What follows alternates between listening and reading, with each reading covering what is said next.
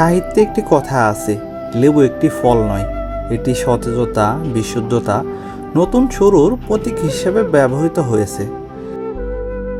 অনেক কবি এবং লেখক তাদের রচনায় লেবুর সুগন্ধ এবং সজীবতার কথা উল্লেখ করেছেন। এবার আসি লেবুর গুণাগুণে।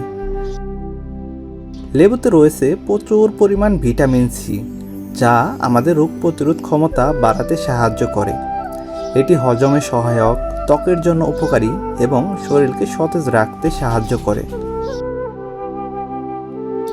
অনেকেই সকালে হালকা গরম পানির সাথে লেবু খেতে পছন্দ করেন, তবে অতিরিক্ত লেবু খাওয়া দাঁতের এনামেলের জন্য ক্ষতি হতে পারে, তাই পরিমিত খাওয়াই ভালো।